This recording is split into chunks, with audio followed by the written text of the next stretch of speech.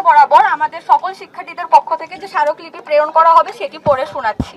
আমরা খুলনা প্রকৌশল ও প্রযুক্তি বিশ্ববিদ্যালয়ের সকল শিক্ষার্থীদের পক্ষ থেকে আপনার কাছে এই মর্মে দৃষ্টি আকর্ষণ করছি যে রাজনীতি নিষিদ্ধ কুয়েট ক্যাম্পাসে রাজনীতি অনুপ্রবেশের অপচেষ্টার সাথে জড়িত থাকার জন্য 18 ফেব্রুয়ারি 2025 তারিখে ছাত্র দলের সন্ত্রাসী কর্তৃক আক্রমণ থেকে নিরাপত্তা দিতে ব্যর্থ হওয়ার জন্য প্রায় 1.5 শতাধিক শিক্ষার্থী আহত হওয়ার পরেও ব্যর্থতার দায় নিতে অস্বীকার করার জন্য যথোপযুক্ত প্রমাণ থাকা সত্ত্বেও চিহ্নিত কুয়েট ছাত্রদল এবং স্থানীয় বিএনপি ও এর অঙ্গ সংগঠন কর্তৃক সাধারণ শিক্ষার্থীদের উপর হামলাকে স্বীকার না করার জন্য ভিসির কাছে উক্ত হামলার পরিপ্রেক্ষিতে সাধারণ শিক্ষার্থীদের পক্ষ থেকে প্রদানকৃত 6 দফা দাবি পূরণের পর্যাপ্ত সময় দেওয়ার পরেও 6 দফা দাবি সম্পূর্ণরূপে মেনে না নেওয়ার জন্য কুয়েটের সকল শিক্ষার্থী ভাইস চ্যান্সেলর প্রভাইস চ্যান্সেলরকে বর্জন করেছে এবং তাদেরকে অপসারণের জোর দাবি দেয়া হলো।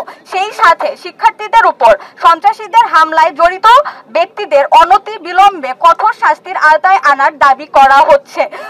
অভিভাবকহীন ও নিরাপত্তাহীন কুয়েট ক্যাম্পাসের নিরাপত্তা নিশ্চিতকরণ এবং একাডেমিক কার্যক্রম পুনরায় চলমান করার জন্য অতি দ্রুত নতুন ভিসি প্রভিসি নিয়োগ করার দাবি জানানো হচ্ছে, যা আমাদের প্রথম 5 দফা বাস্তবায়ন অঙ্গীকার নিয়ে অভিভাবকের দায়িত্ব নেবেন। নিবেদক কুয়েটের সকল শিক্ষার্থীবৃন্দ। যমুনা ইলেকট্রনিক্সের সুপার এক্সচেঞ্জ অফারে একের ভিতর 3 পুরনো বদলে নতুন নিন যমুনা ইলেকট্রনিক্স। আমাদের মেইন গোল এখনো এটা, আমরা হচ্ছে ছাত্র রাজনীতি নিষিদ্ধ চাই, কিন্তু এবং আমরা যখন গত পরশুদিন দুপুর 1:30 বাজে যখন আমরা প্রশাসনে যাই তখন কিন্তু আমাদের ভিসি বিরোধী আন্দোলন ছিল না। 4 ঘন্টা যখন কিনা আমরা নিরাপত্তাহীনতায় ভুগি তখন সেটা পরিণত হয় আমাদের ভিসি বিরোধী আন্দোলন। আমি আরেকটু পরিষ্কারভাবে বলি, প্রথম কথা, যারা কিনা জড়িত ছিল, যাদের কিনা ছাত্র দলের সাথে জড়িত ছিল, এই শিক্ষার্থীরা ভয়েস অফ কুয়েট নামে অনেকবার এখানে ক্যাম্পাসে অনুপ্রবেশ করার চেষ্টা করে এবং তারা বারবার ভিসি স্যারকে রেফারেন্স করে যে তারা নাকি ভিসি স্যার তাদেরকে প্রশ্রয় দিচ্ছে এই কাজগুলো করার। আমরা বারবার জানানোর পরেও এই বিরুদ্ধে আমরা কোনো ধরনের পদক্ষেপ কিন্তু আমরা ভিসি স্যারের কাছ থেকে দেখিনি। 2 নাম্বার, আমাদের নিরাপত্তা নিয়ে তারা বারবার হলো ভিসি স্যার বলে পুলিশ আসেনি, আর্মি আসেনি, স্ক্রিনশট দেখানো হয়, কিন্তু আমাদের পাশের জাহানাবাদ ক্যান্টনমেন্টের যে কল, সেই কল দেওয়ার জন্য আমরা কোনো ধরনের স্ক্রিনশট সেখানে দেখিনি। তৃতীয়ত, স্ক্রিনশটের ব্যাপারগুলো পরিষ্কার না, কারণ এইখানে প্রত্যেকটা স্ক্রিনশটের মধ্যে কতক্ষণ কোথায় কল হয়েছিল সেখানে কোনো ভেরিফিকেশন আমরা পাইনি। বাট তৃতীয়ত, আমরা দেখেছি যে এই জায়গাগুলোতে মাত্র আমরা 1:00 থেকে বলার পরেও স্যার কল দিয়েছেন 2:30 বাজে এবং স্যার 3:07 পর্যন্ত স্ক্রিনশট দেখায়, 5টা পর্যন্ত যে আমাদের শিক্ষার্থীরা আহত হয়েছে, তাহলে পরে আর কেন চেষ্টা করিনি সেটা আমরা কোনো দেখিনি। তৃতীয়ত, স্যারকে যখন দায় নেওয়ার কথা বলা হয়, স্যার বলেছে আমি দায় নিব না, আমি ব্যর্থ হইনি, আমি যা 2 ঘন্টা দেরি হয়েছে। তাহলে 1.5 শতাধিক শিক্ষার্থী এই 2 ঘন্টা যে আহত হয়েছে এই দায় কে নিবে?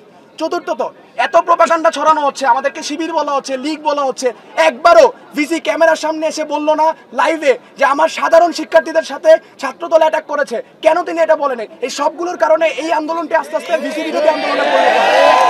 দ্বিতীয়ত, সব জায়গায় বলা হচ্ছে ভিসিকে আমরা মারধর করেছি, এই ব্যাপারটা পরিষ্কার করা উচিত। প্রথমত, ভিসিকে টেনে হিচড়ে আমরা নামিয়ে দিয়েছি রাস্তার মধ্যে। এই ভিডিও কোথায় দেওয়া হয়েছে?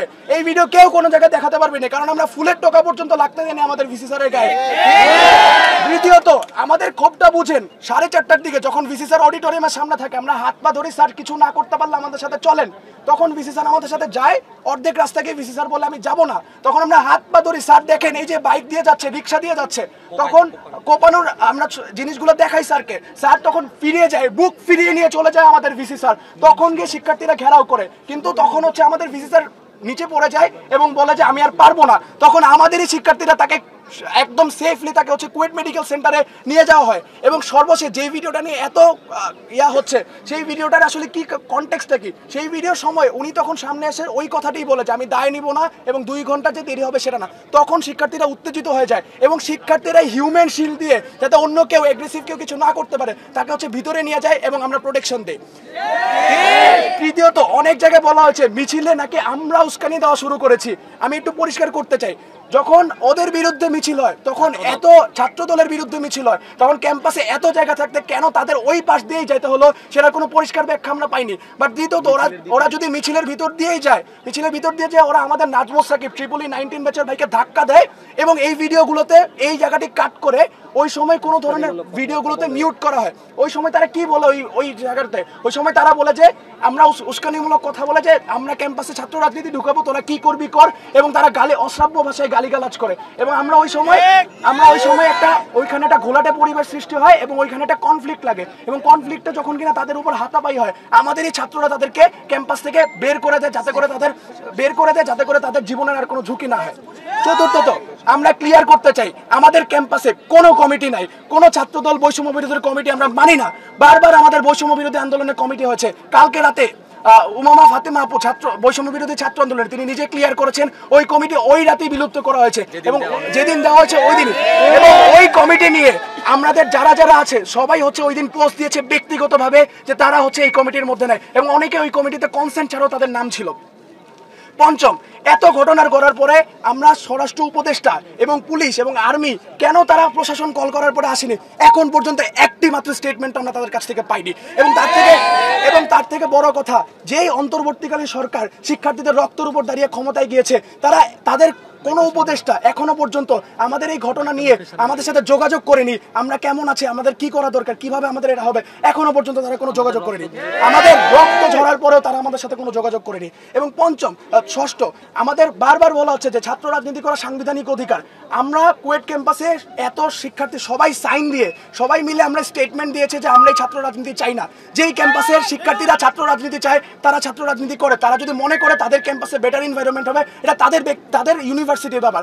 আমাদের ইউনিভার্সিটিতে আমরা বিশ্বাস করি সন্ত্রাস মুক্ত করার জন্য এবং ক্যাম্পাসের পরিবেশ করার জন্য কোনো ধরনের ছাত্র রাজনীতি থাকা দরকার না। এটা আমরা সকল শিক্ষার্থী মিলে সাইন করেছি এবং এই সাইনটি আবার আমরা ইন্টারিম গভর্নমেন্টের কাছে পাঠাবো।